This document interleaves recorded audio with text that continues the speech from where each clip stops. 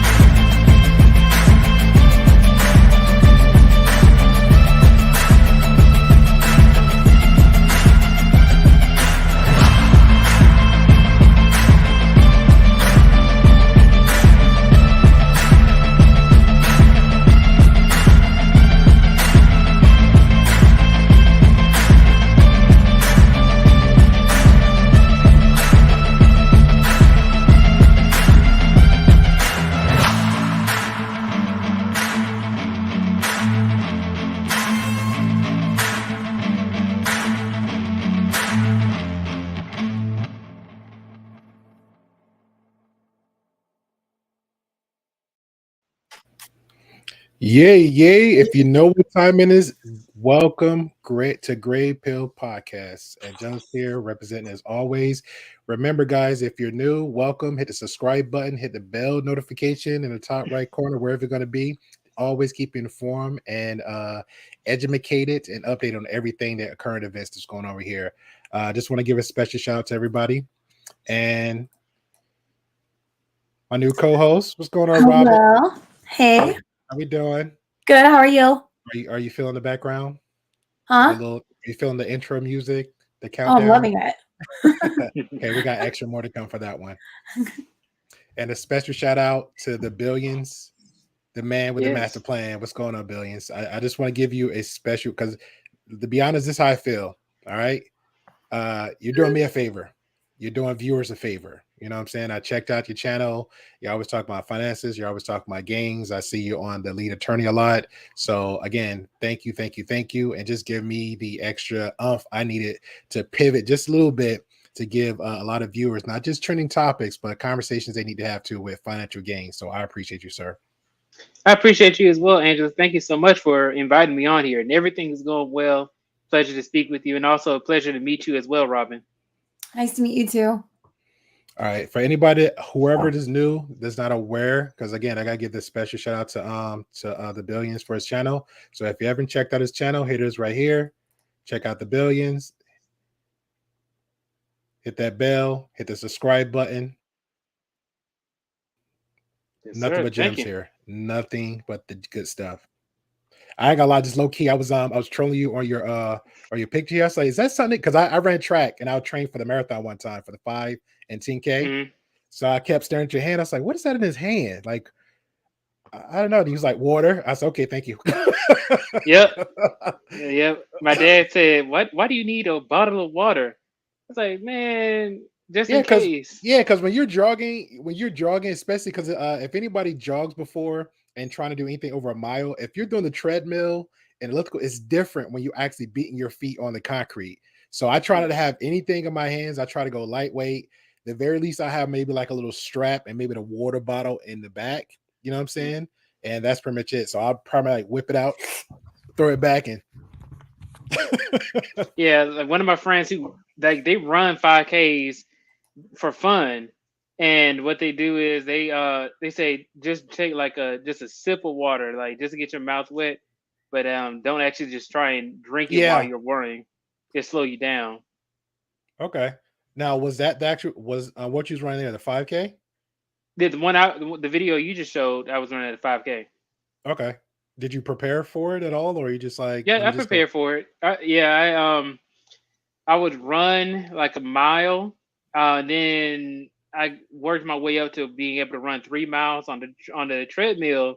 Then my dad was like, "No, you got to actually run like outside because you actually run Yeah, faster and harder than you would, and it's just different, right? That's how you actually prepare." correct. Um, so You want to know my the way I prepared? I did the first way. Your dad was right because I ran the 5K straight on the machine. I'm thinking like I'm a pro, and I tried it on the ground. I was like, I got the struggle going. But then I went ahead, and what I did was I'll switch to the elliptical. I'll go the incline up for like a minute, walk a minute, jog a minute, run a minute, walk a minute. So I kept that's the closest I can get but it's still a different animal when you going on the ground though. right, yeah, you got to run outside. Okay. Robin, have you ever did any 5Ks in your life? I haven't done a 5K since I was a kid. Oh wow. You But I still did you still I a kid. did What are you talking about? You like in your mid 20s, young 20s? 32. Okay. But no, I did start running for a little bit about a year ago. My family actually has runners. Like my grandma's 89 and she runs. It's crazy. Oh She runs like wow. 3 miles a day. She's in such good shape. So it's always been in my head like I want to try it. But yeah, running outside versus running on a treadmill, totally different. But yeah, it's so Oh, good for you. So like once you get past that like yeah. difficult point, you start feeling good. Okay. All Yeah, right. Try and to try. actually the video that you showed, Angelus, Mhm. is like the guy who was like right in front of me. Everybody was making fun of me because He's like in his like 70s or 80s or something like that. And he was just consistent the whole time, Yeah. running up a hill and everything. And they was like, so you let this man beat you in a 3-mile race? Hey, but So that's a motivator though. You know what I'm saying? it does, yeah. If I see that guy, I would try to keep up with him because like me in all the way high school and a little bit after, my thing was it wasn't a 4x4, wasn't a relays. I love the mile. I felt like if I can do a mile and I got that long endurance, the 4x4 ain't nothing because I could just take off with a burst of energy like a cheetah and maintain it, that top speed. Oh, you could not touch me. I remember, and this is a silly story. We'll get back to topic.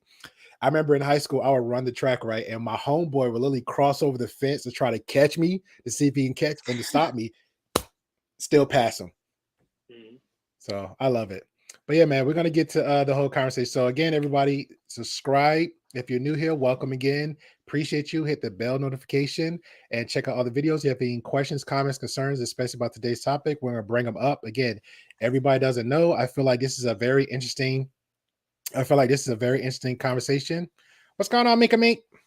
Mika. Let me get my face up here.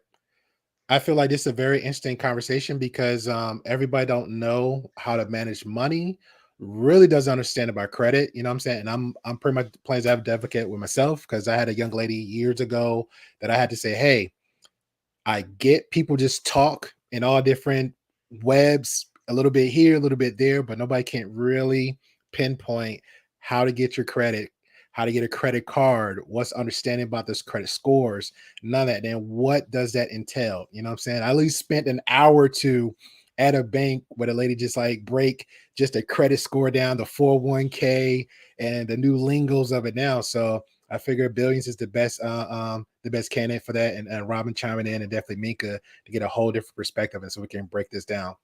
So appreciate y'all. I appreciate you as well. So when you hear credit, what we thinking? Yeah, I'm thinking of access to money from the bank or other people's money, the OTP. So OMP is other people's money, and it helps you with being able to get a house, get a car, be able to get loans. That can also help you to be able to you know leverage maybe a business or a business opportunity or something else that you maybe need to invest in. So yeah, that's what I think about with credit. Ladies? Mhm. I think of buying stuff Okay.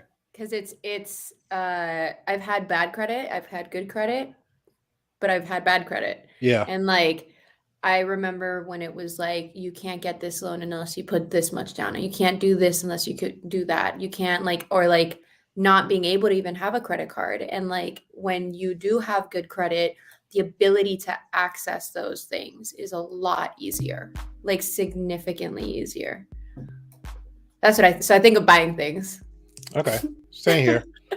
I feel it's like the biggest loan you can ever get from somebody, the imaginary invisible loan you can get, but you have to build up to get that.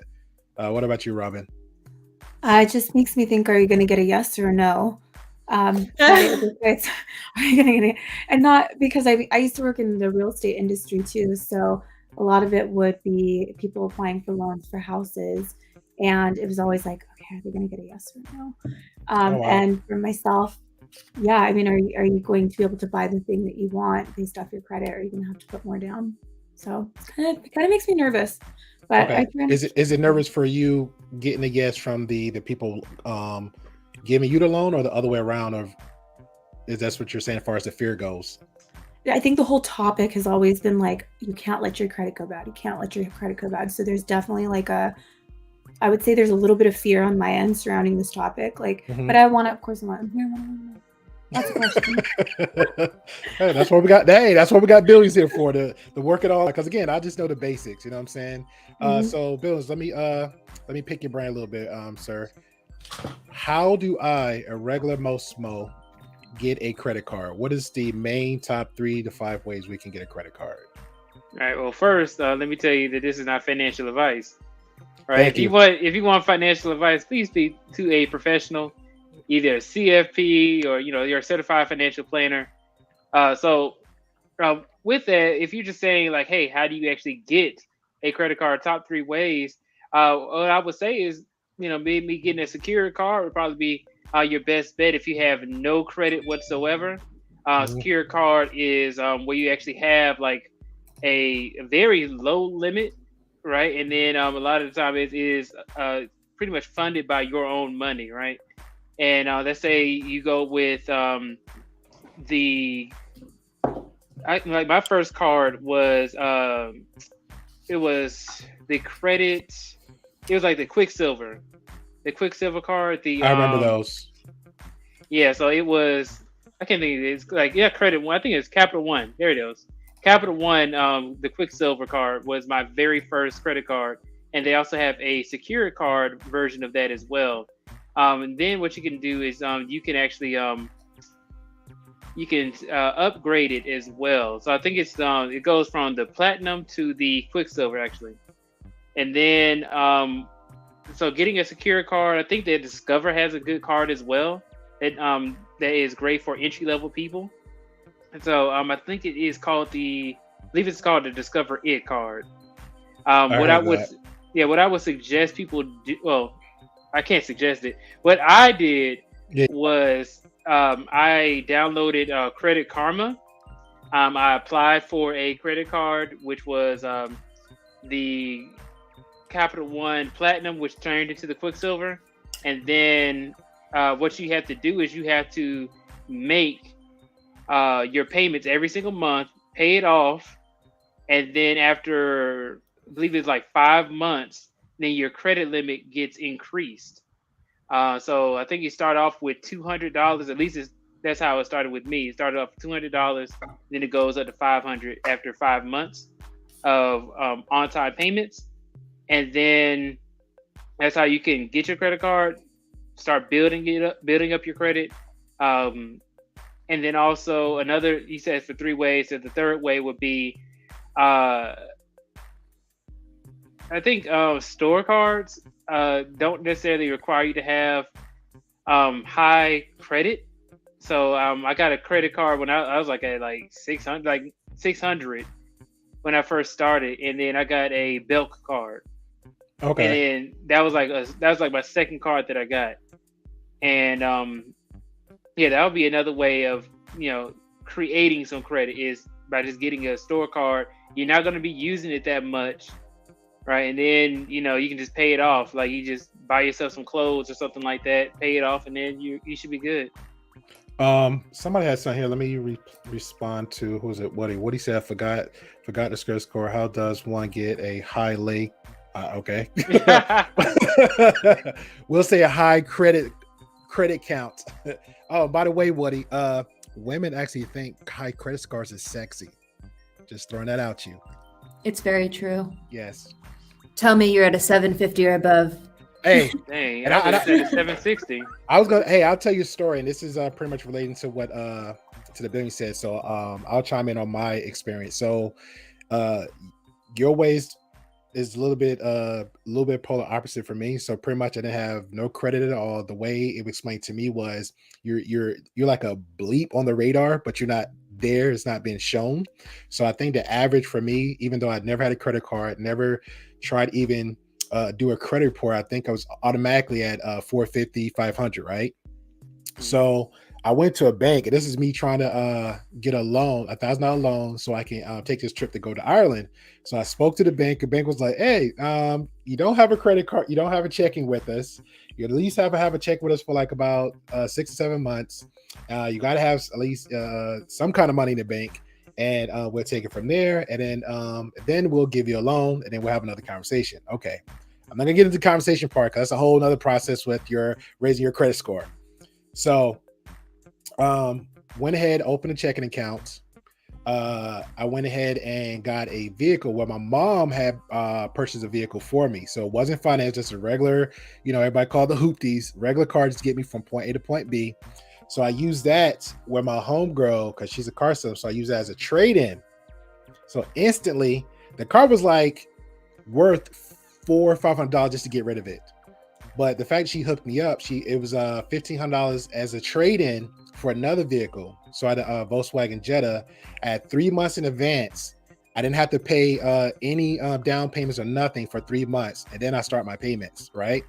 So after the 3 months, when I start making my first official payment, second official payment, in the second month, my credit score went up like 40 points just for the car loan.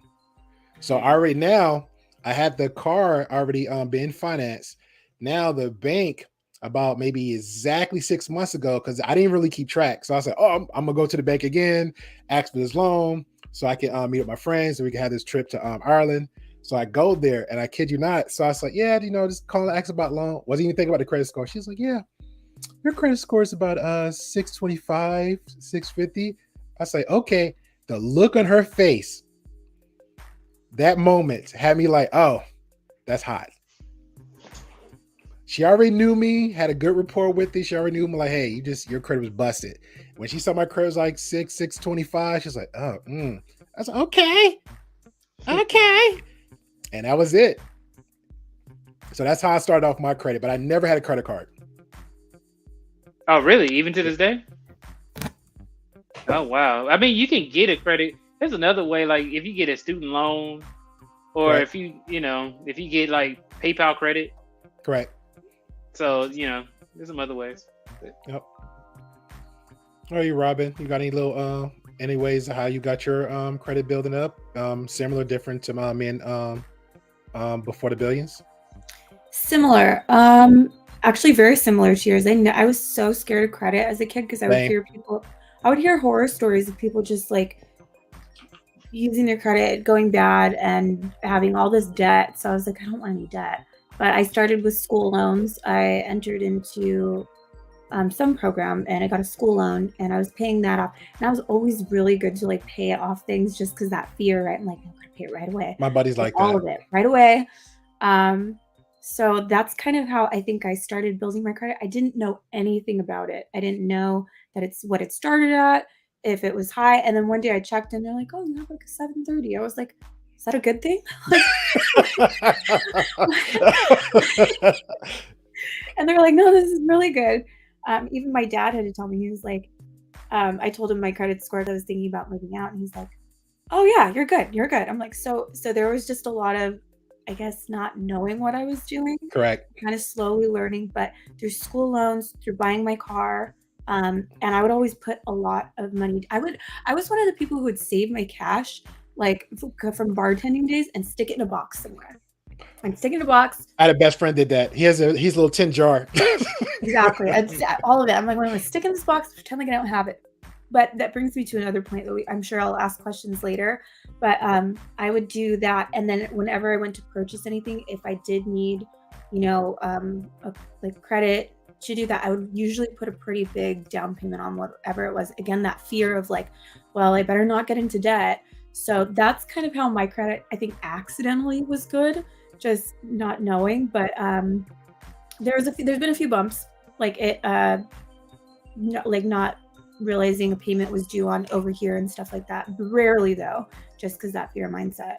And I hate that word fear mindset, but definitely I want to bring that because I feel like a lot of people have a fear mindset when it comes to credit. It was for me too, because even after the fact, and we'll go back to another conversation. I had a buddy. He had purchased like a brand new Chevy Camaro, and his credit score was low. And this is my advice to him and to any of the viewers out there. I just a little bit I've learned. He was trying to figure out how to raise his credit score because I think he said he had a family member that kind of screwed him over. And I said, well, you got the car. I was asking him how much he paid for it because I think it was like a 3-year thing. I think he's paying like over $600 a month. And I said, how long did you have the car? He said 2 years. I said, why don't you at least try to refinance it? That was my suggestion. Refinance it to get the payments down. And then once you do that, the fact that you're just doing the refinance and you're going to still continue your payments, your credit score is going to go up. So now this is just me guessing. I gave him an average between like 20, 25 points. And then after that, keep it up again. And he could decide what he wanted to do with the car after that point. And I don't know if he did or not, but that was just my sound advice for him. That's pretty good. It's definitely a scary thing. You look it up in You know, Meg, you got any thoughts on that one? Oh, like, I'm like, yeah, my husband's sexy now. He's saying some good stuff. uh-huh. That was my first thing. I was like, damn, okay. But the second thing is I'm laughing because I'm like, I was the opposite where I didn't really learn about credit at all from my parents or anybody. And so Same. growing as an adult, like I went the opposite where I was like, oh, it's free money. And I got, and I'm not gonna lie, like my credit, I think from like the time I was 18 for my first credit card till probably 25 or 26, I had awful credit. Awful. Like it was like in the 400s. And what I've learned though is that I learned how to get out of it. I learned how to call the debt collectors. I learned how to get my credit report. I learned how to fight certain aspects. I learned how to pay off certain aspects or like pay off like 30% instead of the entire thing. I learned how to fix it and rebuild. And then I also learned, and that's actually happened to me twice now where my credit has gone from like 400 to like 750, back down to 400, back up to like 6 or 7. No, it's like at 7 something right now, like 716. But like, it's one of the things that I've learned is my biggest fear, I think, was I always thought that like it's so hard to change it. And what I've learned is like it's actually not that hard. It's just time consuming. And you have to have patience and consistency. Okay. Yeah. Now so let's just touch bases. So everybody had their own individual story, how they, Billy saying, hey, this is my options, not a financial advisor to nobody. How do I got the credit score? I got to put that out there for you, Biz. I got to throw you on the bus like that. Everybody all up in your DMs. Hook me up. But yeah. Hey, hook me up. Yeah, exactly. You already know how those go. So we have options of getting a credit card from Billions. And let me just throw this on. So Billions was saying that the 2-3 ways how you got a credit card. So what was your ways to get your credit card? It wasn't for me, never had it, but the options was presented as my credit score went up in those ways. Did that happen to you, Robin and Mika, because it sounded like both of y'all saying the same thing I'm saying, like we didn't necessarily go for the credit card, but we found ways to get our credit score up, and then options just kept getting thrown at us for credit cards. What part of I got fake money did you not hear, sir? Mm-hmm. I said, what part of fake money did you not hear? I had the credit cards. I didn't pay them back until they went into default. Then I had to pay them back. I will say this, that there is something to say that we haven't touched on, which is the longevity of credit. Yes. Your credit has an age, and for a long time I wasn't able to get a credit card because I didn't have any credit for so many years. Mm-hmm. So realistically, I think my first actual credit card wasn't until I was like 19 or 20. Mm-hmm. And I spent that mofo up. A couple years went by, I didn't pay it off. They're like in debt collections, and then later on they come back. And that's when I started working on my credit. I paid it off. But I will say, when I didn't have a good credit score, or when it didn't have that longevity, it was really hard and difficult for me to get a credit card. I had to start with a prepaid card, and then I moved up to the Capital One silver thingy. But when I had good credit, I had like 5 or 6 credit cards. They all wanted me. I was like, okay, now let me throw this in, because I heard a story with somebody told me a credit card story where somebody had like a high credit card limit, right? Billions. And I'm just throwing a number out there. Let's say high one. Limit. Yeah. Let's just say one is 50,000, one was 100K, another one was 25,000. But they was literally living just only the credit card alone, and they were rotated. Like say steak dinners all the time, or whatever. And then they'll use the one credit card to pay the other one off. Use the second one to pay this one off, and then just circle around. Is that even possible? Now, Angela, this is not financial advice, but you know what? Let me tell you this, is that that is actually what a lot of people do. I do not use my debit card whatsoever, simply because of the fact that I'm using other people's money, using the bank's money. So if you've ever been to a gas station and you swipe your card, you have full trust that terminal that you're putting your card into is, not going to steal your money. Well, what happens if somebody puts a skimmer on top of that terminal? Well, that means that they're going to get the numbers and your PIN and everything else when it comes to your credit card or your debit card, either or. And what happens is that they can actually, charge your debit and or credit card money. So the thing is that if your debit card if you use your debit card all the time, that's your money. And if they steal your money, that means that the bank will take their sweet old time trying to get you your money back. Now, with your credit card, that's the bank's money. All you have to do is dispute it, and then most likely they're going to give you a credit back. And then while they go ahead and investigate the situation, so you get your money, you don't lose any money, any of your money.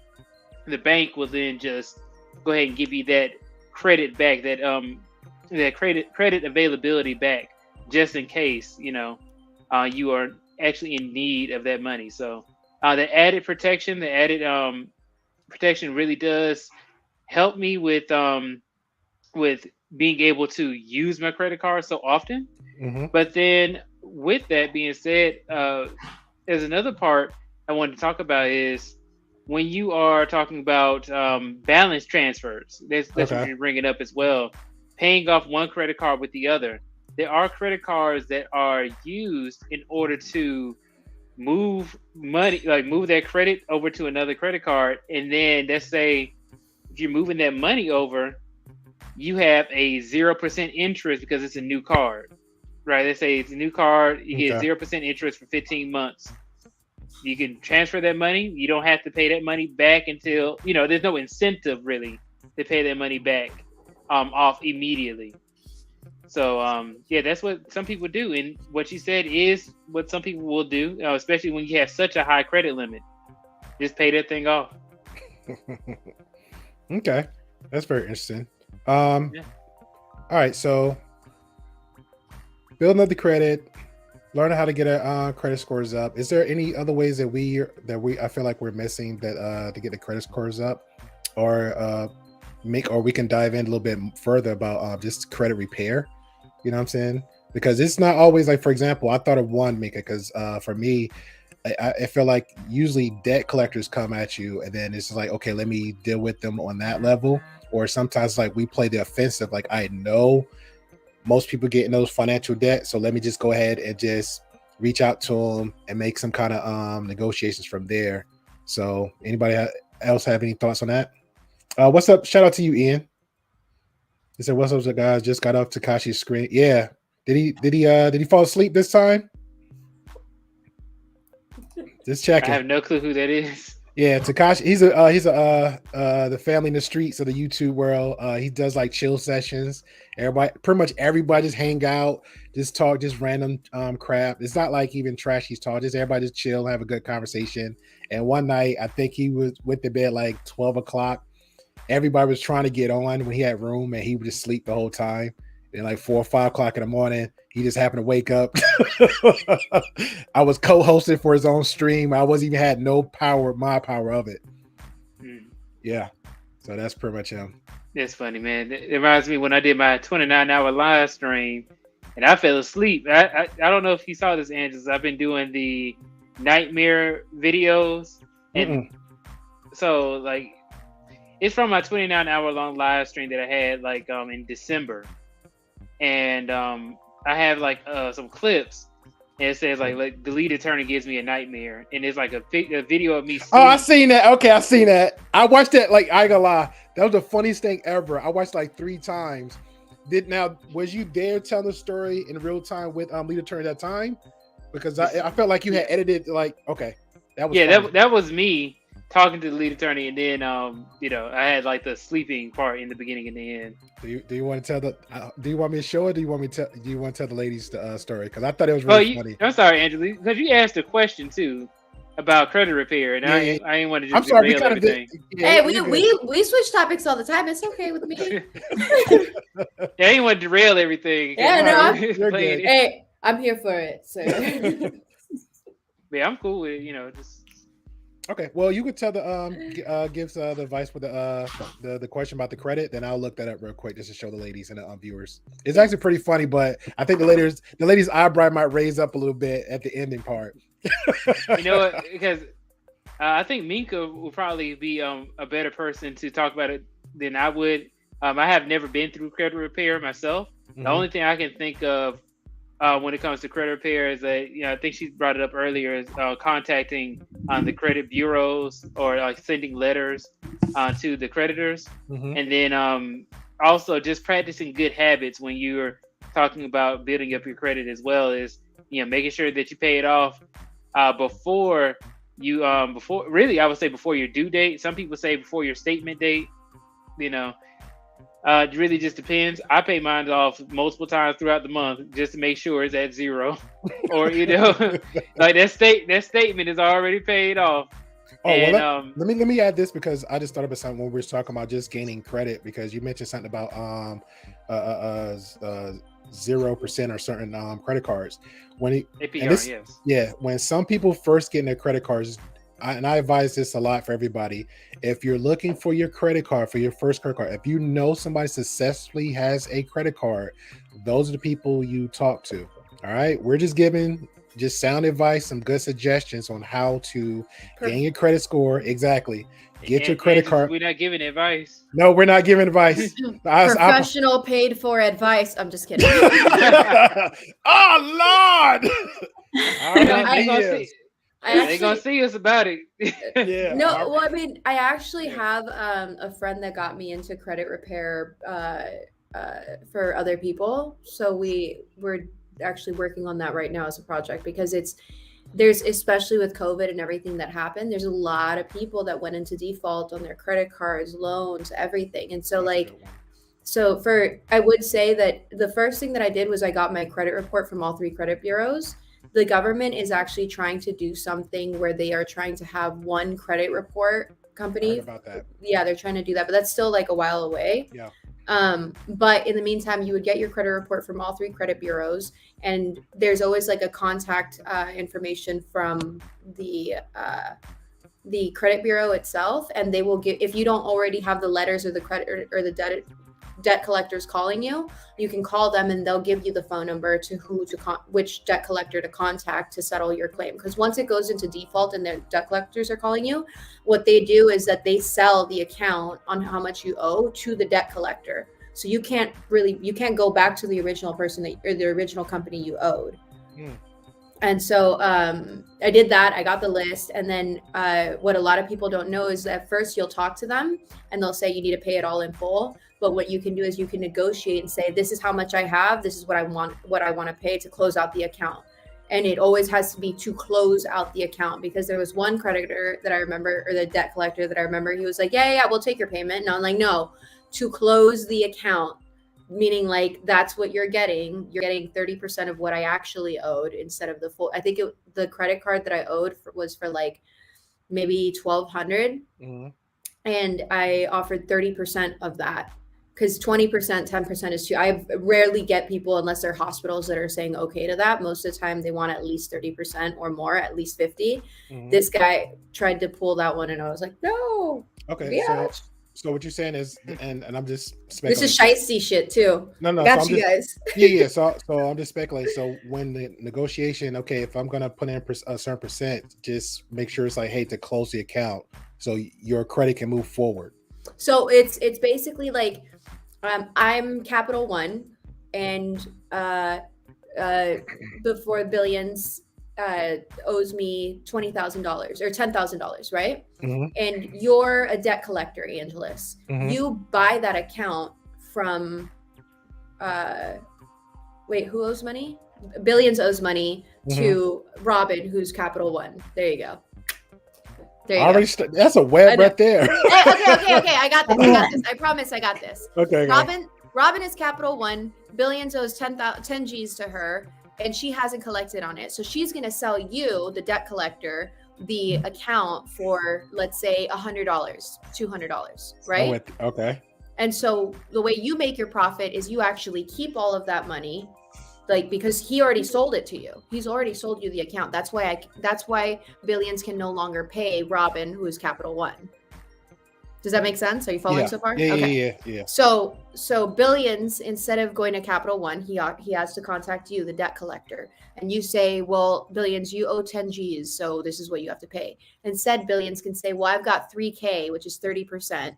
Are you willing to take that so that we can close this account and leave it in good standing as paid off? Charge off is what they call it.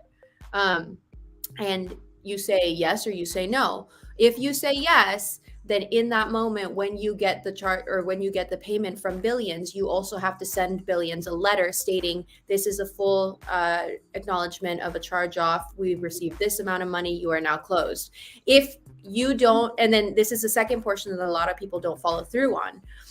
If all of that goes squared away, sometimes the debt collector will not report that to the credit bureau. So that's why it's so important to get that form that says we've acknowledged the payment has been fully paid. Even if it's partially paid, we're now closing this account. So Billions then now has to go to the 3 credit bureaus, send them each a copy and state, hey, this has been paid off. Please remove it from my credit report. A physical copy? Yeah, they don't they don't do faxes or scans or any of that stuff yet. Okay. And that's actually a big portion of why they're thinking about, or why they're trying to make it 1 credit bureau so that they can go digital. But that's like really the gist of what you do. And you do that for everything that you owe money on or that you have a debt collector calling you for. Okay, now question. So how long would it take to get that letter from them? So like, okay, I paid the 30% to get it closed. So will they have that in an email form right then and there? No, it has, in my experience, sometimes they'll do an email, but most of the people do a printed letter to you. And it usually takes anywhere between 7 to 14 business days. It has taken as long as 30 days. Okay. So when you're doing this, it's like, that's why people hire people to do this stuff. But you really can do it yourself, but it is time consuming. You have to have all the paperwork in order. You have to have proof. You have to do follow-ups. You have to then send it to the credit bureau. There's a lot that goes into it. And if you're not finicky about what you're requesting, Billions could have easily thought, okay, cool, I'm done with this, instead of following up with the credit report credit bureau. That's what happens to a lot of people. Okay. Now I got to ask a dumb question. So, because I'm still on that part. So once I give 30%, this is how most regular people is. So excuse me. Once I give my 30% to you, the debt collector, and we have that verbal agreement is not really solid. So how can I solidify that until the 7 days or 30 days or whatever, until I actually get the physical letter to give to my other bureaus? So these are all legal things. Legally, if a debt collector says on the phone to you, we've received your payment and we're good to go, that should suffice. I've never had an experience where they were like, no, we didn't receive your payment. You know what I mean? Like, and I've had it where like I didn't get the letter and I've had to call them back like, hey, can you send it again? Because I didn't receive it.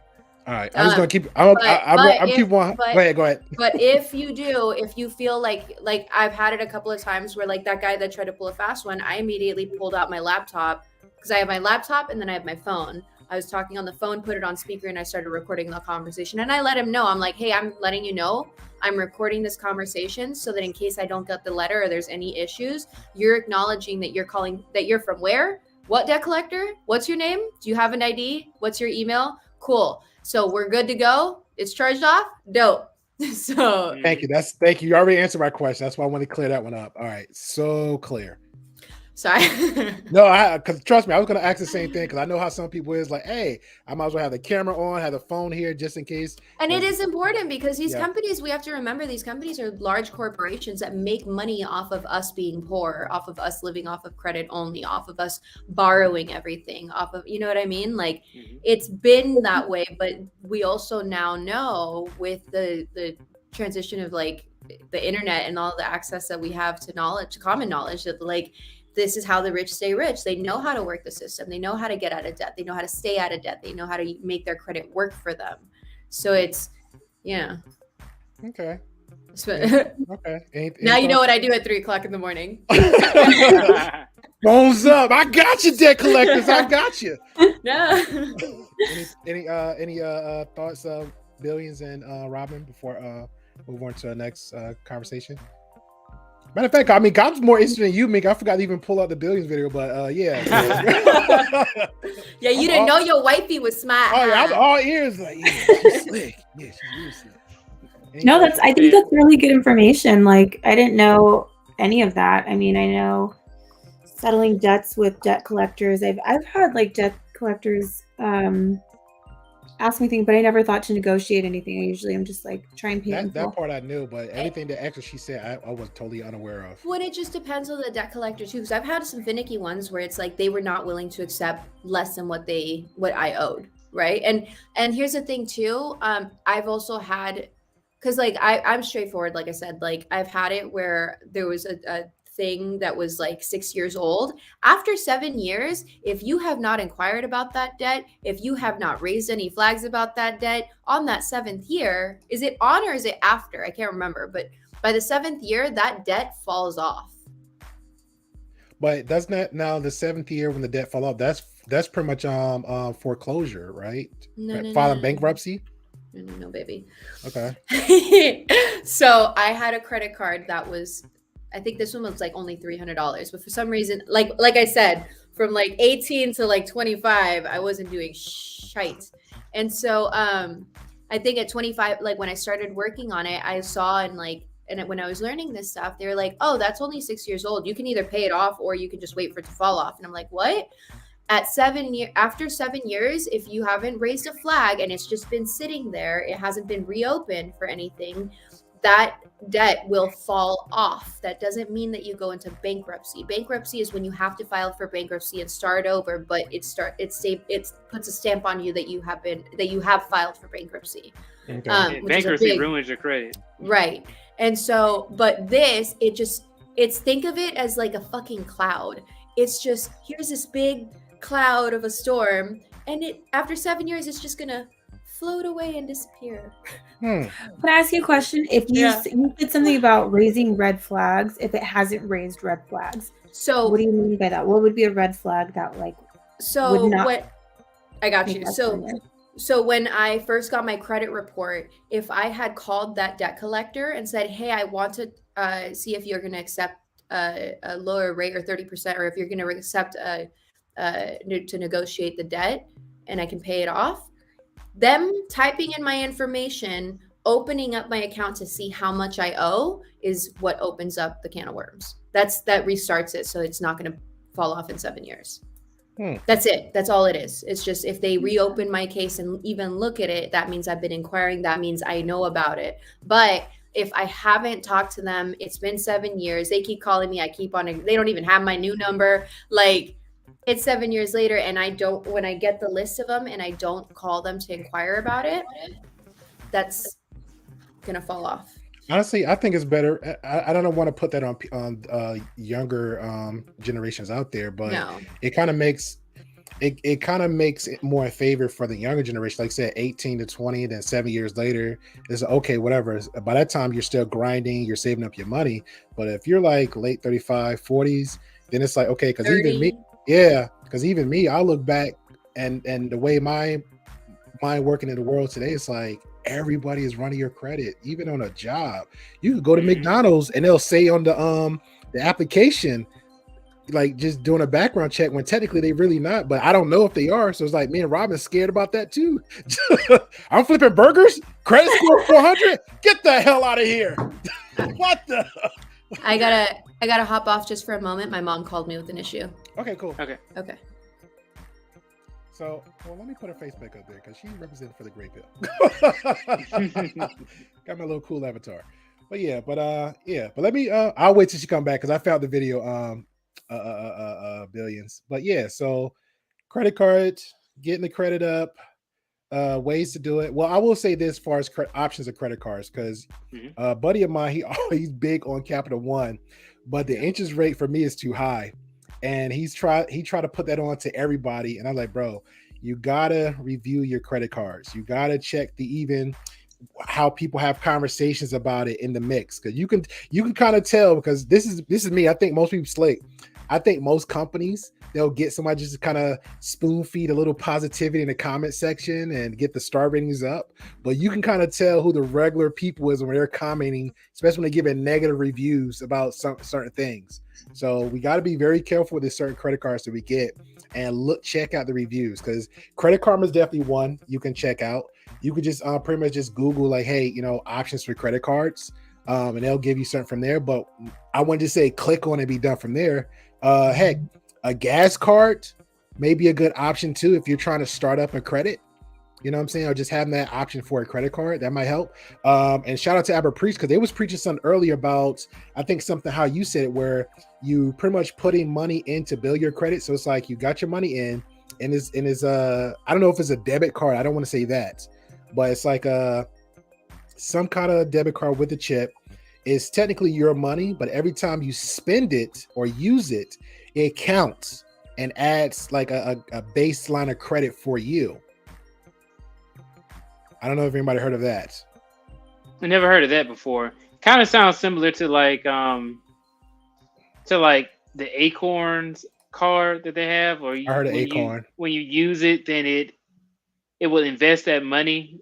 It's called roundups, but that's different though, because it's talking about investing and we talking about credit. Correct. But let me bring this in as well, as that, I mean, I hate to say it, but if the APR is super high, what does it even matter if you pay it off? Like if it's at 26%, it could be at 100%, and then if you pay it off completely to zero, then you don't owe anything for interest. Okay. Now, how long would that take though? Like, because like I said, I look at the APR and let's say I think Capital One right now is at 29%. Yeah, so, it's really high. Yeah. So if I, again, just everybody's suggestions. So if I get the Capital One, it got the APR that's high, like you said. So when that's going to go down? Is that be a year? Do we see something like that in a year, 6 months? I mean, the APR doesn't. I don't think it like goes down per se. They have their specials and stuff like that, where it may go down temporarily. But what I'm saying is that if anything, I practice this is I pay it off before, like I don't put a lot on my credit card, and then I would never spend more money than I already have to pay off. Okay. Right. So you're really just using it for cash flow Well, I use it for cash flow purposes. You say, okay, you know what? I can save up my money for 30 days before I actually have to pay off this card. And so that's 2 checks that you're pretty much saving up.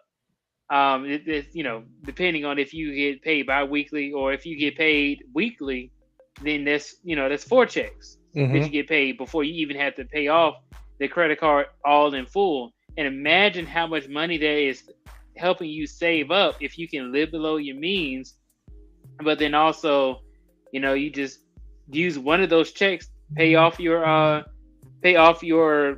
credit card fully, and then you have the whole other check just available to you. So that's what was allowing me to be able to, get my house that I have now. Because I was able to leverage that and be able to say, hey, you know what?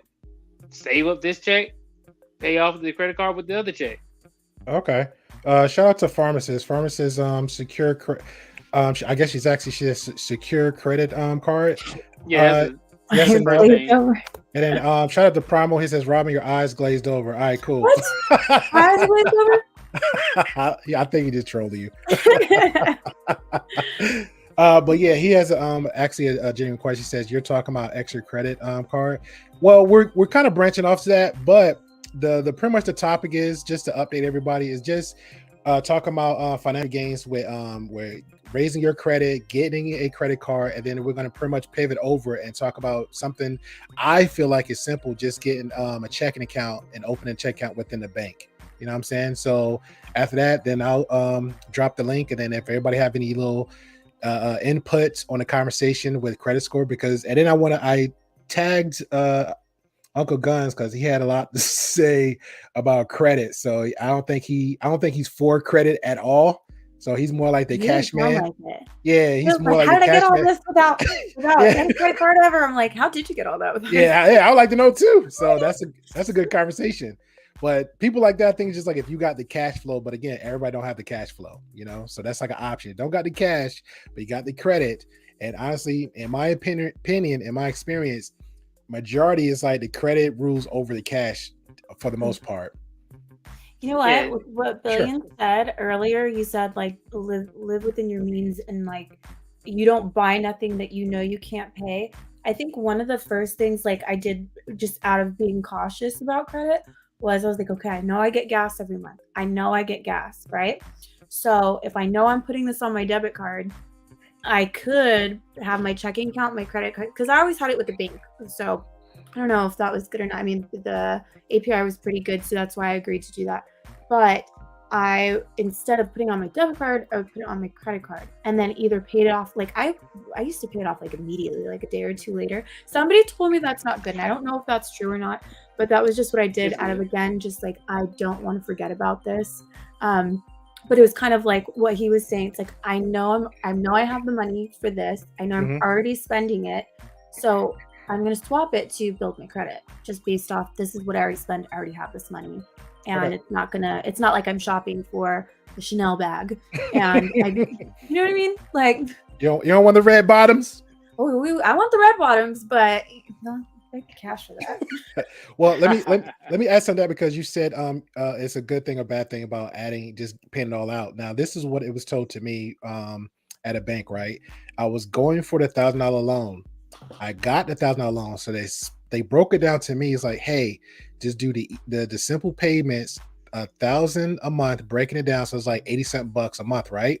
They said don't go over because like I'm the same way like you. Like if I know it's hanging over my head, I owe somebody $1,000. I just rather just give them $1,000. But that's not us. That's another way how you if you do that, you're messing up the formula of building your credit. So what they want you to do is show a consistency of a slow process of consistently paying it. So that shows like a good approval rating between you, the bank, or you and a creditor. So if it's $87, let me just finish and I'll let you go. If it's $87 a month, pay it on time up to that year and you're done. Then when that year's over, your credit score is going to just jump up. Okay. Right. And then my question, I guess, to that, and this is the reason I was like always afraid of doing that, was what he's talking about, the APR. Let's say you have a 26% APR, then you are paying the 26% APR on that 1,000, right? Gotcha. So how do we? It's like, yeah. Then now I got a question. So Billion. So how do we handle that? So it's like, again, $1,000. They're talking about go ahead, say what you got to say. Because you see the guy I got in the back, you know, he hates credit cards. But that sounds like Uncle Gus then. he's cutting up a credit card right now. Oh wow. but no, I'll say this is that pay it off. I mean, like, why would you want to pay extra money? Okay. Money that you've already, you know what I mean? Like you already so bought even the so product, even if it's a bank something simple as $1,000, so just don't do the monthly payments to prove to make a good show good standings with the bank. Just go ahead and just pay the $1,000 off even if you still got it. Man, pay that thing off. It's like, why would you? Because if you have $1,000 in your credit card, that means I'm assuming that you have $1,000 for your in your debit account or your checking in or your savings account. So if you have the money, why would you want to pay more money to not pay off the credit card? You know what I mean? Like it'd be different if you couldn't pay it off, but if you have the ability to, then just go head on. Now, if you can't pay it, then you would go with that route of paying it off over time and stuff like that. If it's like like how you said, Angela's $50,000 credit limit, then you maxed it out for whatever reason. Start making those payments on it so that way you can go ahead and pay it off, because you can't pay it off outright. You just simply don't have the money for it. So, but then you're gonna be paying a lot of money in interest, man. That's, I mean, 26% of $5,000. That's a lot. Hey, I'm saying 1,000, brother. I'm cheap and low. So let's just 1,000. Still, that's a lot of money. I know. That's still a lot of money, man. I'll be like, man, please. Sounds like you're paying for your credit at that point. I'm gonna slow this down, even though I can pay it. Yeah. Like I could pay this off right now, or I could slow the process. and I know I'm going to be spending whatever that 26% is on $1,000. That's me paying to have good credit, which is annoying. And then another thing is that you can also get points. That's another reason why I love using credit cards, is because not only am I more safe using credit cards, but I get my points in addition to that. And your points can also pay off your balance. Hold on, because somebody had a negative comment earlier about credit, but like, you see how the lady's face just went, oh, primal? That's the 800 right there. All right, just let y'all know. We're referring to, his name is not Primal. We need to remember it's called Zaddy. Exactly. There you go. Y'all see how Zaddy did it for the ladies right there? Oh, 800. There you go. Yeah, man. But you know what is that? The points, and then when Robin, you brought up using gas, there are cars specifically that are extremely good at paying for gas. Like I have a American Express card. I think it's everyday cash, blue cash every day, something like that. You got an Amex? Okay. Yes, I do. And you can use that to pay off your gas, and then you actually get more points towards that, and then you actually get cash back cards. You get cards to help you with travel. There's a lot of cards that can help you out with also I said balance transfer cards as well. You can just send give it over to another card. Okay. Try to mitigate your the accounts that you actually owe money to. So trying to organize it under one company as opposed to just having it in multiple different companies that you have to pay. So that's what a lot of people leverage as well. Okay. All right. Shout out to you, Uncle Guns. Go ahead. I remember the first time I got the rewards back, because I didn't even think, I was pretty young when I started getting my first credit card. I didn't really use it, but occasionally again for the gas and stuff. And it was like, oh yeah, you get rewards. And I'm like, oh cool, whatever. And I just needed to do this, build my credit. And I got those rewards back. I was like, what? This is awesome. I got $123 sitting here. I didn't even know about it. It was just some random, I was like, and those rewards. Points are important because they can disappear too if you don't use them. And it's with that, with traveling, with gas, with everything. And not only that, but it's not just with the ladies. It's also if you have your own business and you're, let's say, for me, I'm trying to work my way up to an American Express because it is a statement. I have a friend that just by having an Amex, he does the same thing I do. When he pulls that sucker out, they're like, oh, you're part of the crew. Okay, cool. And it is. And it's those are things that I look out as a business owner. I'm looking for those things. I see the difference and the impact that it makes on your business and negotiations and the respect that you're given. So it's it's not just with the ladies. It's for your everyday life and comfortability. I also know my mom every year for Christmas, right after the day after Christmas, we go shopping every single year because everything's on sale and we only use points. And we usually walk out of different stores with thousands of dollars of shopping between myself, my mom, and my sister. It's that's thousands. The fact you said that American Express, that's why people be going crazy and gaga for their points. When they're frequent flyer miles, because as soon as somebody hear about a trip, they're ready hey, take my card if you want to. Let me get my points. You can get other benefits as well. I know groceries. With Amex, they actually have groceries. They have you can go into lounges. Mm-hmm. You can get TSA that frequent flyer. Ooh, yeah. There's a lot of things that you can get. They even have tickets for concerts. Tame your friend. Hey, tame your friend. Is it getting hot in here? Sorry. Show the logo. No, I will say that was something that was really attractive in one of my exes. He had an American Express, and every time we would travel, we would use those luxury things. And I had another friend that was Zaddy. He had to put that in too. But it's consistency. You haven't heard or seen anybody talking negatively about American Express. It's a great company. They have loyal customers. They provide a great service. They provide a lot of great perks that make it worthwhile paying that additional fee every year. And their customer service protection is phenomenal. Out of all the credit card companies that are out there, they literally take care of their customers. So it's all around, like, it's a statement. It's like, you guys, like, we talk a lot on here about like the manosphere and like different ways to get girls and different ways to like attract the high quality, high value people. This is definitely one of them. But you know what's funny though, Minka? That's one thing in this whole manosphere, and I hope Billions can correct me wrong. I doubt I ever heard people talk about credit scores for men to raise it up or just get it because they're in debt with like 10 G's on their wrists and they're in debt like 40K to build that attraction. That's a whole nother step. But I never heard that in the manosphere. That's a great show right there. Yeah, that's a great show. I'm like, what? Yeah, but I never heard really, like, truly, I never heard anybody in the quote unquote manosphere bring it up in a casual conversation. Like, yeah, man, you know, you get your credit score up. You know, the ladies, I love you. Because everybody talking about that looks, money, stat. Oh, that might be part of status, but nobody actually mentioned the word credit score.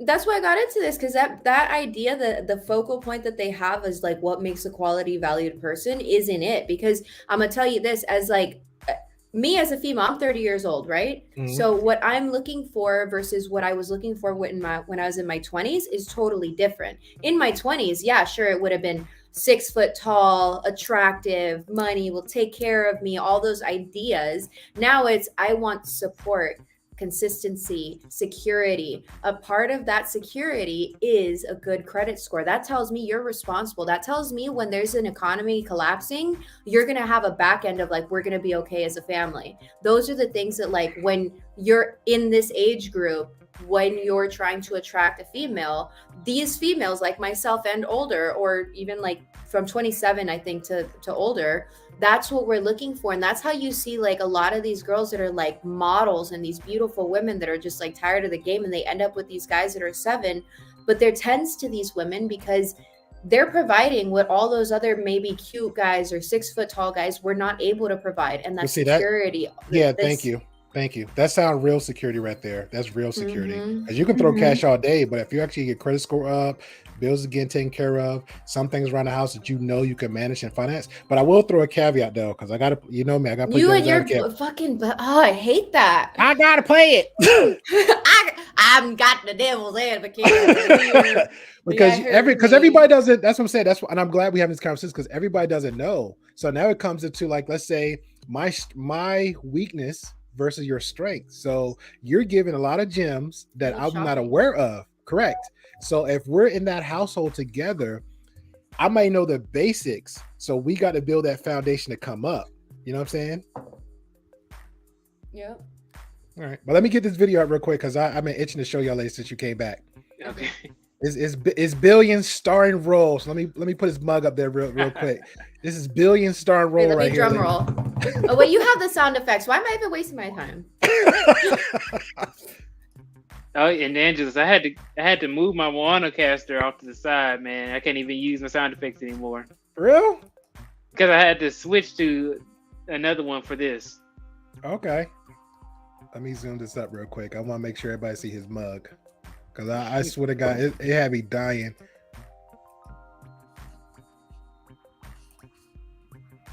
This is part 2? Yeah.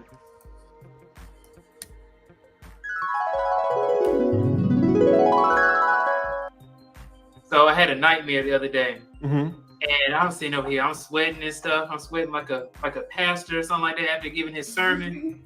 Well, bitch, let me tell you something. You must be a bitch like Cheryl. Yes, I cuss. I'm the cussing pastor while your motherfucking pastor ain't doing a goddamn thing.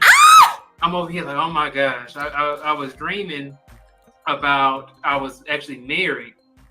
I was married with kids. But you two knock it off. You're married. It's time you start acting like it. Viola, this is why I got married. And then I was sitting here thinking in the back of my head, I'm thinking like, okay, I wonder what the lead attorney was saying. He said, oh yeah, you need to get a prenup. So then I asked my wife, I said, wife, did we get a prenup? She says, no, why would we do that? I woke up, I was like, oh my God.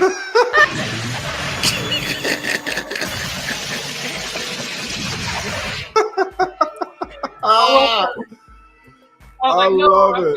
UCLA. I love it. I love it. Listen, this is how we need to get traumatized, guys, about this prenup stuff. It is so serious. So serious. It really warmed my heart when a man as strong as Jonathan Barronville said that he thought that prenups were BS until he heard me. And then he started looking into it and realized how valuable they were. So I am glad you were on that time too. I really. Shout out to Billions. Yeah. That took forever to edit. I'm not gonna lie. You said this is part 2? That's part 2. Okay. All right. Don't flag me when this stream is over. Like, yeah, you know, Great Pill Podcast was watching my stuff. So man, you good, man. Hey, you know how they be in them streets, man. You know how they be in them streets. But you know, it was funny because like I don't know if you guys most likely don't know Mr. Rucker. The guy who like every time I said the word prenup, they had the guy with his arm, you know, like arm like that. He goes into everybody's chat room and he just says prenup, or he says prenup first or something like that. And some people get really upset about it because they don't like prenups. So he always gets into some sort of argument with somebody about it. It's a choice for everybody else. I see Prime in the background. I just want to make sure. Let me know when you're good, bro, and I'll bring you on. He's moving around. Okay, cool. All right, but speaking of prenups, shots fired. Shots fired. I don't need a prenup. I'm not getting married again. I'm learning from you, man, with them shameless plug-ins. So there you go. So let me go ahead with my speech. Speaking of prenups, here's Primal from Primal Study Studios. How we doing, brother? There you go. That's a great value segue. I appreciate that. Hey, and speaking of shameless plugs, if you want to learn about credit score and how to build your credit score, go check out episode 8 of Primal Studies. It will teach you all the ways to get to that 800 plus range. There you go. And that was actually good too, because I would have known that earlier. I would have used that video as a tutorial, just as to guide us through the conversation. But you know what the sad part is? Like, that's one of my least viewed videos of probably all time, because people don't want to talk about credit score, and they just want to talk about getting baddies and like going on vacations, but they don't want to talk about getting a good credit score. Title: Credit score gets baddies. There you go. Yeah. Man. Baddies for baddies. Baddies for zaddies. That's the there you go. There you go. There you go. See, it's the marketing point. There you go. We'll do that next week. I promise you. And it's crazy because Lee said the same thing. It was crazy because he was so passionate about it. He said, you know what's funny? He said, what people ask me, and I'm at the 100K mark. He said, I asked the viewers, what do you want me to talk about? He said, they wanted me to talk about some daggone Will Smith slapping the bejesus out of Chris Rock. They don't want me to talk about. I'm giving you real game, which is pretty much those are people you want to talk to. I want to talk to Billions. I want to talk to people like Prime. I want to talk to a lawyer who's giving free knowledge and advice. You can't get no better than that now. Now, Angela, I will say this. The other day I did talk about, actually yesterday, talk about the Will Smith thing, but I made it more about emotional intelligence. Exactly. I did this. Right? And that's pretty much where we're going to go for this Saturday, because that's one of the topics that I didn't put a pin in it, but that was my ideas for this Saturday. Just to have that dive and talk, because we did a reaction for that. You know what I'm saying? Because that's a lot of trauma, and that's a whole conversation we'll discuss for next Saturday. So viewers out there, hit that subscribe button, hit that bell notification, definitely hit that like, because it help us out for this Saturday. You know, with Mika and Rama's blessing, we'll have that conversation for Saturday, because it need to be dived in a little bit, how men act and women and their husbands, because everything got to be a balance. Trust me, it's behind the scenes. I'm sure I'm probably not saying right now, but it be sometimes pretty like do this to Mika, and Mika probably won't just poke my eyes out, but you carry yourselves in a different way. You know what I'm saying? So yeah, we're not gonna dive in that. We're not gonna beat over head, but we'll leave that tea for Saturday. But that's a whole nother ball of wax, and that's a lot to dive in. But back to credit score. So, what's your take so far and everything else? Yeah. Well, I was just gonna say, like, I hear so many people. MX Zeddy. Yeah. No, like you got to take advantages of the things that are out there, right? And I feel like so many people get this bad advice that credit's evil. Don't ever take a loan. Don't take credit. But here's the thing: is if you just go in an all cash thing for your entire life, okay, if you're a billionaire, yeah, you don't need credit. But most normal people, you're going to need a mortgage. You're going to need a car loan. You're going to need certain things. And if you don't build a decent credit score, then you're going to pay so much more money in interest that you're just effing yourself over. So take on the good examples and advantages of the things you can to build your score up, get that 800 plus score, and then you're going to get the best rates possible, right? And yeah, you will end up paying money to build your credit score. One of the ways that you can like maximize your credit score on your credit cards is you actually do have to carry a balance from month to month. So your credit utilization does play into the factor. You will build credit if you pay it off every month, but you will build credit faster and better if you carry a 1% to a 9% utilization of your credit card total. I thought it was 10%. I cut it off at 9. I call it 9%, just that way people don't F themselves on it. So my suggestion is have a 1 to 9% of your balance. And I've told people this advice, and I've watched their credit score go up 20, 30 points in a couple months. And here's the other thing: you have to know what your credit score is. People often don't even know what their credit score is. Go on credit and no, I'm not affiliated. There's no link to this or anything. Go to creditkarma.com. You will get a free credit app, and it will tell you your trans equity and like the two or three of the big ones. And it'll be like on a daily basis or a weekly basis. It'll update and it'll say, okay, here's where your score is. Here's why it went down. And it'll break down the factors. It'll say, okay, here's your credit utilization. Here's your credit history. Here's your hard inquiries. It'll give you the breakdown of all the reasons why your credit score might fluctuate. And then you start making a game out of it. You say, hey, okay, cool. Next month, I want to get my credit score up another 10 points. All right, let me pay down this, whatever, this loan or this credit card or whatever. And there's also other break points of if you go over 30% of your credit utilization, that'll start to negatively impact your score. So there's a lot to the game that you need to learn. And that's why we need to have these conversations and to have people not be afraid of taking on credit cards or debts, but they need to do so appropriately. And to before the billions point, he made a great point of find cards that will give you perks. That way you're getting something for it. Use, like, if you can afford like Amex Platinum, that's $600 a year, right? To just have it, and you also have to have a good credit score. But if you're there, do you know how much booze I drink in the airport for free because of Amex Platinum? I didn't know that. You know what? And considering, and this is the part where people don't pay attention to what you're saying and just laugh. Yeah. How many times do you fly a year? Oh, like I don't know, 20, 30, 40 times for my job. So I fly all the time. So 20, let's say 20 on the Yep. low. We're doing. I saw you with the blue label the other day. So- Yeah. Okay, So if you so- go to an and airport you're- and buy food and buy drinks, and you'll wash the cost out. Let's Plus say you get clear for free or TSA. let me ask you. Yeah, go ahead. Let me ask you, because you're my perfect guinea pig right now. So Yeah. 20 times a year on the low count. And Sure. what do you drink? Let's say you just had one drink. I'll drink a scotch, and that's probably $15 in an airport. Okay. Minka, you know I drink scotch. Come on now, let's keep it I 100. know. I know, So she's doing it for the viewers. so I'm doing it for the viewers. So just on the one flight going somewhere, let's say you drink a scotch, that's 20 times, right? You're Mhm. still flying back home, so that's another scotch. So now Mhm. you have times 2, you're actually spending $600. You're saving $600. And that's the equivalent of what you pay on Amex yearly, correct? Yep. And that's only one of the many perks. Yep. This is Because the point. You'll get TSA pre-check for free. That's part of it. You'll Yep.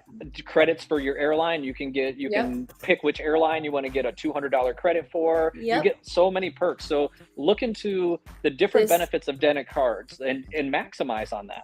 Well, I feel like most people think about it and they hear it, but until it's like put into practical use Thank and you. like counting it out, Thank people you. don't realize like, oh shit, I didn't know it was like that. And Mhm. that's why I wanted to count it since you're here. I was like, perfect. Even if you don't drink scotch, you get into these airport lounges and you'll get a free Starbucks coffee when you go in, as many as you want. How much do you spend on a Starbucks coffee at an airport? Like 10, 20 It's bucks. Yeah, like 10, yeah. $10. Yeah. $10. Hey, They you have, know that, what they Prime- have that. That's part of your card. You go in, you show them your card, you go into the lounge, you get a nice place to hang out, you get a coffee, you get a meal, you get a scotch. I mean, that would have cost me You get a $50. scotch. Yeah. Yeah, and Now also you're Primo, you're saving $400 right there. Yeah, so let Jesus. me bring this up. I'm a too, good that wife. Another When another people perk ask. that you another perk that you get with the Amex cards that they actually can give you your FICO score, which is Yes. what they actually use, like the credit companies, what they actually use to actually give you credit. If you are just going off of your Credit Karma, which gives you your Vantage score, it may kind of help you kind of understand the ballpark of where you're at, but it doesn't actually give you your FICO score, which is what what the credit companies actually use. Well, I think it's like 80-something% of creditors use a FICO score, something around that amount. And that's why I said earlier. Oh, sorry, go ahead. No, you can go ahead. That's why I was inserting, like, that's why I said earlier, they have, out of all the credit card companies, American Express treats their clients the best. They are for their clients. Credit repair, or not just credit repair, but like fraudulent claims, like all of that shit. You'll have to fight with Capital One sometimes, where Amex is like, oh, okay, you weren't there, we got you. We'll do the investigating. Hey, even a dog confirming it. There you go. Yeah, even the dog says it. But here's the other thing too. Even if you mess up sometimes, like, you could still come back. So here's the other thing. Let's say you miss a payment. If you call up your credit card company and say, oh crap, I missed the payment, but you're within your 30 days and you make it right, you're not going to negatively impact your score. So don't be afraid to reach out to your credit card companies or your loan companies. So I was being stupid. I thought I had an automatic payment set up on I've had an American Express for a long time, but I also started my own business. So I got an American Express business card. Well, I forgot to set up automatic payments on it. I missed a payment. Dumb me. But I went back and I check every so often, and I was like a week late. I called them up and they said, oh yeah, you've been a great customer of ours for 10 years. We're just going to wipe it off. We're going to wipe off the fee that we charged for late payment. They took it all off, and they're like, yep, no, thanks for being a great business partner with us. So talk to your credit card companies, talk to your loan companies, build a relationship, and utilize that relationship. Don't just be like, ah, crap, I missed a payment. I guess I'm hosed now. Like, you can still make good on those things, even if you do slip up. Like, nobody's going to be perfect all the time, but if you catch mistakes early and you make them right, you'll still keep your good score and you'll stay in good faith. So, just don't think like it's too late. And if you are in a bad place, start making a plan for yourself to get to a good place. Don't just resign yourself to the basement forever. Yeah. Yes, and another point is that let's say even after the due date, right, is that I would never suggest anybody do this, but if you do forget, right, I would say always go automatic payments. That's just me. Always to go automatic payments. But if you don't, for whatever reason, then they give you a grace period. Some companies don't even care until like after 30 days. After 30 days, and they're like, okay, you're late. It's not even considered late until 30 days. I say just go ahead and pay it off beforehand. But if you maybe need a little extra time or something like that to pay it off, you got an extra 30 days to get your paychecks in order. Yeah, to my understanding, credit card companies or loan companies, they can't actually put a negative hit on your score until you exceed 30 days. So as long as you make good within 30 days, and I'm not advocating for people to be late on their payments, but as long as you pay within 30 days, it's actually not going to have a negative impact on your credit score. So don't let little slip-ups or F-ups like make you think like you've lost the game. You can come back. Correct. All right. So most definitely don't do it though. Yes. Don't do it. Don't do it. 100%, because that's what I said before the billions was. I was like, damn, I didn't realize I didn't set up automatic payments, because I have automatic payments on everything. But this was a new card and I forgot to do it. And they saw like, oh, hey, Mr. Matt, he set up automatic payments. Andy called us and said, hey, can you wipe this off? And they were like, yep, nope, you're doing the right things. You've been a good customer. We're going to make it go away. Right. That's the game. Yeah. I have 2 questions, but I got to talk to my peoples out there in the streets because I already know how they go. 7 days. It's your grace period. Don't do 30 days. We know how people is when they get that little extra cash in their pocket. Hey man, I got that $500. $500 gonna come back to you. I promise you. Just get rid of it. Pay the bill.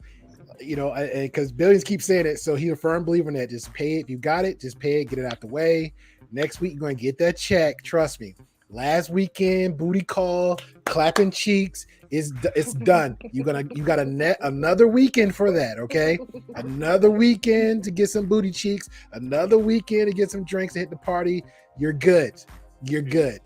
Or Also, just Andrew, the good old Netflix and chill. Bring her over. It'll be fine. You'll save Yeah. money. Make options for Andrew, yourself. Yeah. let me bring this in too. Is that another thing is that don't try to get too many credit cards too quickly. Right? Yeah. Like, if you get them back to back to back, they're gonna be like, wait a second, why are they applying for so many credit Yeah. cards, so many lines of credit back to back? Because they're gonna be thinking, oh wait, they're trying to live off of this money. And that's something that they do not want you to do. They want you to be like, oh, I'm just trying to get some cash flow, or I'm just trying to build my credit or something like that. You gotta, like, I'm using my credit for a reason to, I'm trying to, also, I'm trying to build various different types of credit as well. Like if you have loans, you have credit cards, you have a mortgage, a car loan, stuff like that. Those will help to diversify your credit. It also helps you as well, especially if you're paying off everything. But also, some people are like, don't get too many credit cards. Like, as long as you don't get it too frequently. What I'd say is, like, the more lines of credit you have, the older your credit age is. So your oldest credit card, let's say that your oldest credit card is 10 years old. Yeah. Right. That's a pretty long and lengthy amount of time. But then it goes by your average credit age. So it's like, if you get a brand new card, it's going to bring down your average from your 10 years of having credit. So Yep, no, that's big facts. Well, yep. I got two questions because I'm thinking of it. I have one for Primo, and got mesmerized by Billions Giving Facts, so I forgot the second question. But Primo, so what would you suggest for a first-time person who don't have credit, even if somebody who has I want to say not so great score. Yeah, not so great score. Like, what ways would they have to get from getting a credit card for the first time? You're gonna have to go to first. Well, everybody should have a checking account or a savings account, right? So step one is you need to build up like an emergency fund. You need to have a $500 emergency fund, or like start somewhere, say a $500 or $1,000. Like that would be step one, is to have an emergency fund, because things are going to happen and you're going to need that for, your car breaks down or you lose a tire or whatever. So before you even get a credit card, you got to get $500 in the bank, right? That way you can use it if you need it. And then once you have a bank account and you have some money in it kind of saved up, then go talk to that bank, because you already have a relationship with them, and find out whatever the best card you can get. Because if you have a crappy score and not a lot of money, you're probably not going to qualify for a lot of cards. So your best chance is to already use a relationship with a bank you already have. Get your foot in the door. You're going to get a low limit, but what you do is you use that. Let's say you have a $500 limit. All right, cool. I'm only going to put $50 on it, and I'm going to pay it off every time. So I'm not going to put more. I'm not going to leave more than $50 on it on any given month, because I want to keep that utilization less than 10%. That's going to help bump up your score faster, right? But you want to leave at least $5 on it, because then you're still using that 1% utilization. Because yes, you will still build your credit if you don't use it at all or have a 0%, but you'll build your score faster as long as you show some continuous usage. Because credit card companies, they're also not in the business of like bumping up your credit score. That they're in it to make money. So they're going to reward you for giving them money. The only way they really make money, well, I shouldn't say the only way, but one of their biggest ways of making money is on their APR, right? So it's kind of like, I give you a little bit, you give me a little bit, and then you kind of stair step from them. Okay, cool. Now I got my score up another 50 points or 100 points. I'm going to qualify for the next card. And then you just keep walking your way up until you get that, that platinum card or that black card or whatever it is you're going for. Okay, and which leads to a next question, because and I don't want to hold up Billions' time. So checking. So across the board, what's everybody's suggestion of just getting a checking account, since you mentioned it, and having a good relationship with that? Because again, a lot of people don't know these things, and it's crazy because it's the simplest, easiest thing, but people don't know. So how would you just go by just going and getting a checking account? Yeah, I would say. So I'll tell you this, right? I got a checking account with Bank of America, right, as an example. Sorry. And Bank of America, yes, exactly. They are terrible. I be having to pay that monthly fee. That was my first downfall too, Mika. I went through that. That maintenance fee. I have my Bank Americano. I have my business account with Bank of America, and I fucking hate them. They are the goddamn worst. I'm going back to Chase. Out of all of them, I love Chase. They still have the Yes. fee, but they at least they call me the next morning. Did you have a good time? I'm like, yeah, I did. But the thing is that even just for, so I would always say this, right? I'm not giving any financial advice, but when I when I was getting started, I only had one checking account and a savings account, and I kept all my money in both of those accounts. Okay. Well, what I did was I heard some advice off of YouTube, and they were saying that, hey, you know what? How about you have multiple accounts, multiple bank accounts, and you use those multiple bank accounts as like, let's say, think of it like fast food. Would you go to the bank account that has like you would go to like your primary bank account most of the time, right? And think of it as like, okay, there's a fast food restaurant right down the street from you. How often are you going to go to the fast food restaurant that's like 30 minutes to an hour away? You're probably not going to go to it that often. So what you do is you automatically have direct deposit go into both of those accounts, and then from your job, and then you say, okay, well, that money is going into both of these accounts. You're building up your money, and then what it's doing is you're not using that other bank account, so that money is growing while your primary one is just kind of you're using it, so it may be lower. But it's a great way of building up your emergency fund that Primal was bringing up as well. Like, think about it like fast food, right? Closest one is your primary. The one that's all the way in another city is your secondary one that you just is growing there, sitting there, saving money, and helping you out along the way. It's funny you said that because I literally heard Uncle Gus in my head because he has a quote by he can say it better than I can about you can get your secondary reloaded first quicker than your primary, something like that. So it's pretty much options. And I heard that as well too, because I knew somebody that actually opened up multiple checking accounts, because usually, like I said, we just pretty much just like low key shitted on Bank America. Shout out to them. But if Bank America's not working out for you, you have like a Chase Bank maybe, or here in the South they got they changed the name. It's called All In, and it's a little local. It pretty much started as a tax RS banking, and it comes back to the same thing like Primal said. If you have a good relationship with them, it's like almost nothing they would not want to do for you. You know what I'm saying? So they was very friendly with me, very local, very consistent, and I'm old schoolish. So it's like, if let's say Mika might be the digital customer service rep I can talk to, but Billions is like 20 minutes down the road, and I had a good rapport with Billions and he treated me well, I will go out my house, go to Billions, go look for Billions, ask for him directly so this man can take care of me, versus me calling the customer service over here, Minka, to deal with her ass because I'm at home. I could just press the buttons. No, let me get my ass out the house and go talk to before the Billions. Now, Angela, let me say this: is that I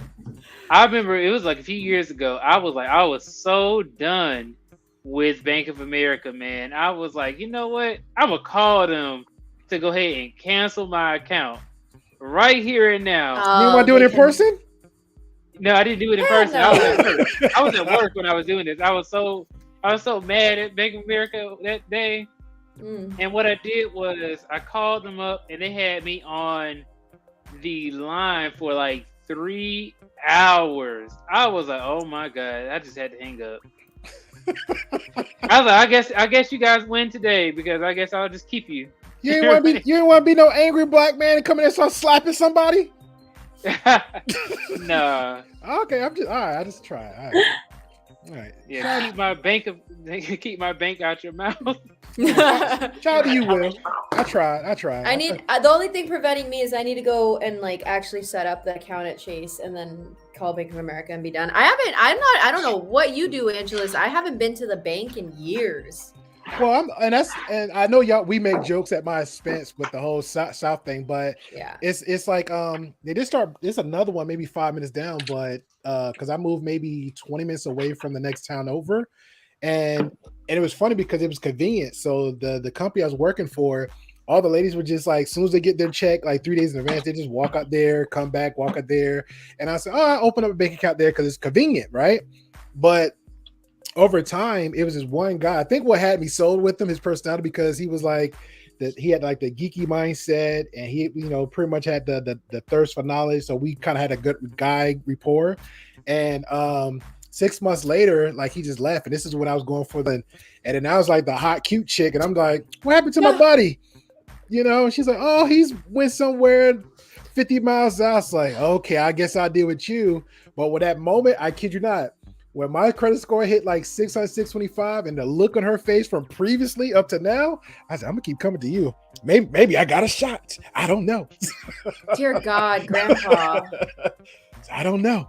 But yeah, they Grandpapa always, loves his bank. Yeah, but you just have like just nice, cool people that's very relatable to you versus that old way of on the phone. You know what I'm saying? People just too robotic. So that's what I got about it. But let me respond to. I had something. Let me respond to. Yes. Sorry. Okay. Shout out to you, Mark. It was something that Uncle Gun said. I had it starred, so I wanted so we could respond to that real quick. And oh yeah, get you a military man with that. Yeah, Sorry. Uncle Gun said before he left. He said, "Let me chime this out."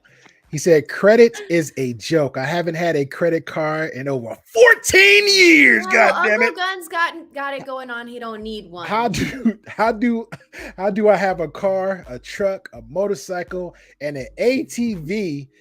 I don't know. Maybe you got you bought it. Maybe you got some rich family. Maybe you got that fourth generation wealth.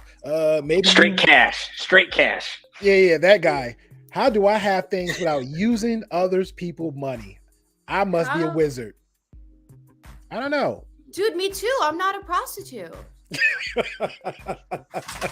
Or is Uncle Guns one? I don't know. Maybe. I think we're both. But he had one before, maybe he's got right? some great value side hustle. I don't know. He's saying he don't. So that was the first one because I got chimed all his in because it was very entertaining reading most of it. The second one, shout out to Uncle Guns again. He says, "Someone tell me. I'm wildly confused. I'm curious. How do I have all the possessions and take 3 trips a year with a 0 FICO score and no credit card?" Is it 0 or just non-existent? But let's see. It says, I mean, yeah, you just save your money. I mean, that's the only way I think. You just have a job that gives you a good income or some sort of career that gives you good income. Yeah, the way he said it like this is like how me and Robin and my friend was doing. They just put their money in the shoebox and a can, and okay, I saved up $50,000. Well, I guess I can go on these trips and pay for these things 3 times a year. But now here's the backlash to that. The stuff that we all just mentioned about taking advantage and utilizing everything, the perks of these credit cards that we mentioned, you instead of 3 trips a year, you'll get 6, you'll get 8. And then you'll get free drinks. You won't have to come out necessarily out of pocket. So when you're taking care of these credit cards and these credit lenders and whoever you're dealing with, they're taking care of you. Sitting in nice places, scotch for free, coffee for free, and the fact that you will be inconvenienced at your time. Hey, you know what, sir? Let me throw a hotel in there. I don't know, maybe. So if you want to keep throwing cash, that's fine with you. But there seem like a lot of options out there dealing with the credit card users. All right, next and week. especially if you're going to start companies. getting into like having a second, like if you're going to get a second mortgage, right? Because you want to have a rental property at some point. Are you going to like? I guess the question is then, can you finance? Can you finance on your own 2 houses? I mean, I don't think most people can do that. If you can, then props to you for being able to do that. But if you want to go into like realty at some point, like you're going to need a strong credit score. Correct. And speaking of apartments, Uncle Guns again with the reload. How do I get approved for apartments with 0 FICO score? How about no Uncle clue. Guns explains to us how we do that? Because I have that's no some clue. OG shit. The rest of us are like filling out the applications and shit and getting denied regardless. So can he please explain that to the rest of us? Yeah, you 'Cause still I need think a a lot of FICO people would score. like to know. You I think a still lot of need people would it like for to know. apartments. Oh God. He's What's like, going "Am I a on, wizard?" Stacey? I was trying to tell her And she's I'm sorry, that's a husband, hot let mic, but yeah. Husband, let me try this real quick. Let me try this. Okay. Hey, girl. Hi. Love you. Okay, what's up? It's good. You're cute when you sleep. I see y'all, Stacey. I see y'all. All right, so You here's a guys lot. got room for a throuple? Yeah, here's the second one for Uncle Guns. Oh my. Yeah, move right along. I love that woman. I love that woman. Shooting Uncle Guns again for the last two. He said, "I never had an issue with schemers or skimmers or false card charges. Oh wait, I use cash. So he back to the cash again. Last one on the list for Uncle Guns. Debt collectors buy balances for about 4 to 8 cents on the dollar. I ain't gonna lie, he be keeping up his math. You owe Visa $5,000 question mark. Offer the collection company $300. I did this when I was abandoned. I abandoned consumer debt way long ago. All right. I know most of the chat's out there. And I'm not gonna, and I won't sit up here and say there's only one way to skin the cat. This is just my take, my experience, and I've done pretty well. I mean, I just filed my taxes. That kind of sucked, but other than that, day's going good for me. There you go. Any thoughts on that, Robin, Mika? On no, I pretty much went down a whole. It was like a book. Yeah, Robin, do you have a cat and a dog? I do. They're in the background. I was like trying to do damage control. Are they friendly with each other? They are sometimes, and then sometimes they just like squirrel out and they go at it a little bit. So, I just have to but your cat and dog are like the same size, aren't they, Robin? Yeah. The dog, it's like a miniature wiener dog, and then the cat, yeah. Robin, I have a miniature pincher. So it's like mixed with a wiener dog and a dachshund. Yeah, I love min pins. A Min dachshund, pins are yeah. so cute. Yeah, the dog more so doesn't want to play with the cat, and the cat just likes to mess with the dog. So. That makes sense. The cat makes the dog its biatch. That makes sense. Much. And it got bigger. Like a year ago, it was just a kitten, but now it's bigger. So the dog's like, what can I do? Slaps her around, Okay, that makes sense. My thoughts on all our topics tonight, or well, just pretty much on Uncle Guns, and then we'll just wrap it up. So Uncle Guns and has a lot of stuff he has his thought process. A lot of people have that thought process, like cash only. Like my ex and his family was cash everything, and I think they feel more protected that way. And I understand that mindset. Again, I think when Primal was talking about like how we have to get out of the fear mindset when it comes to building credit, it's true. I think operating in any area of life out of fear, it's like you have to educate yourself. But with the money, like cash only option, it's another way. It's another way that people use, and it works too. Multiple ways, I think. So I wouldn't knock it, but again, like he said, if you're trying to get a mortgage, if you're trying to get a car, unless you can do that, you're gonna need credit. You're gonna need to build your credit, because you're pretty much at the mercy of them now. Let's say, for example, a $10,000 car, $20,000 car, they're going to ask for like almost about 10%. Like if it's a $10,000 car, they're going to want $2,000 to $3,000 off the rip. right? But if you have good credit, you don't have to even put that much down on it. You can take it off a lot. And that's another got a tip for house, people with though, not think so about a great credit. If you have not so great credit, but you want to go get a car, if you go put down 25-30% of it from the jump, they'll approve you. Just watch. Well, not even that, bro. Like I said, the story, what I was saying, my origin story of getting my credit up, whatever the vehicle I had, I just trade in. But luckily from my friend, she's a car salesman, so it actually that $400 to $500, because that's pretty much what the car was worth. But they actually made it a $1,500 trading as a credit, and then because of that, down the line, it built up on its own. But I think the vehicle was 8 to 10 grand. I think it had like 30-something thousand miles on it, and I didn't have to pay. The first payment was like after 3 months, technically 2. But the guy was so nice. He's like, "Hey, you want a third month?" I was like, "Hey, if you offering it, I'm not complaining." So yeah, three months with no payments. Boom, there you go. Yeah. Yeah, I think I like putting a lot down on whatever I'm doing, but even if you think about what he was saying, Primal, if it's a house, that's another story. That's a lot more money that you're gonna have to put It down, is. unless you get first time buyers, and I don't know if like everywhere has that, but even with that, there's a lot of rules to that where it can change later on in the game that it balloons up, and your And payments plus, very you have to different. to take that credit. You have to be willing to live in that house for X amount of time, and there's a lot of Yeah. stipulations, right? A So Yeah. And lot, then yeah, that people don't really understand this. I mean, that first time homeowners buyer, it's a gift and a curse that It is. people don't really talk about. Man, you got to take that course, man. That was. of course. Yeah, you got to take a course on your first time home buyers course, and then after 3 years, you are then considered a first time home buyer again. Does So, that rule still apply with condos? well, at least in Georgia, but yeah, it does apply for condos as well. Okay. Wow. That's crazy. Okay. We learned a lot here. I dropped the link if anybody want to join in 5 minutes and have that question too.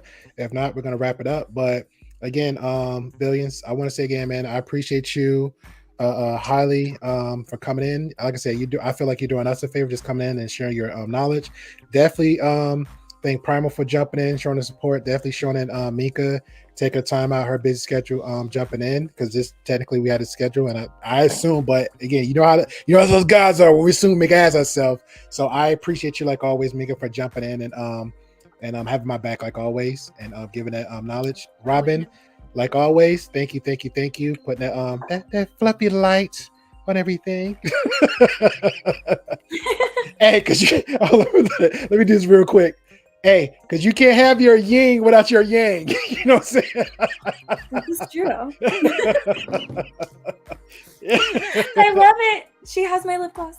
Yo, I literally in my mindset I had it was a scene from the corny version of Batman, the Batman movie with Arnold Schwarzenegger played as Mr. Freeze. Mr. Freeze. Yeah, Ms. Freeze, And yeah. remember Two-Face, he had one chick with the light, and another one with the Oh black. yeah. I kind of thought of them two right there a moment. I was like, oh crap, I guess I'm Two-Face then. It's kind of like Lucy and Luna for me. Yeah, there you go. But they're not dogs. All right. I don't know if you ever watched Coming to America, but that's what it reminded That's me why of. that's where I Yeah. get it from. Like a big dog, like a woof, woof. Yeah. Up on one leg. But yeah, man. This is, Oh, Primal's dogs.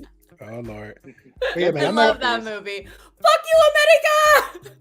Love I'm that not gonna lie. movie, The new one was actually pretty good though. I love the new one. I just kind of wish the guy with the Jerry curls Oh, I when need it to see came the new on. one. Yeah. Oh, the good one. The new one's dope. It's Yeah, it's dope. really Yeah, good. actually, Not gonna lie. in my One. movie room, I actually have a shadow box that has like that poster inside of it. And wow. yeah, my dad actually built the shadow box, but yeah, it's just funny that you said that Coming to America too. Yeah. Yeah, definitely check it out, Primal. Hey guys, I will. So again, final thoughts and everything, and then we'll wrap it up. Who just popped in here? There go Wes. Hey Wes, you right on time. You right on time, Wes. We're giving final thoughts about. Right on time to wrap it up. Right on time to leave. I didn't see that you were on earlier, so It's would've all come on good. earlier. It's all good, man. But definitely Saturday though at 6 p.m. Central Time, we will be up and ready and discussing about the Will Smith situation. Oh, that'll be fun. Yeah, very good conversation because we did a reaction to it, but I figured like it was another part to it. I was like, hey, let's dive into it and have a conversation. I need to move on from this topic, or else I'm gonna start talking about it now. Oh yeah. Okay, there you go. All right. So, any cliff notes that you want to give for his input on credit cards, building credits, opening a checking account, and then we'll start from you and work our way down and close it out. All right. So first off, I'll say that none of the things that have been said today has been financial advice. We are not your accountant. We're not your CPA, your CFP, any of those things. Please go speak to your own professional about these matters if you are looking for advice, financial advice specifically. But overall, Angela, thank you again so much for having me up on your panel.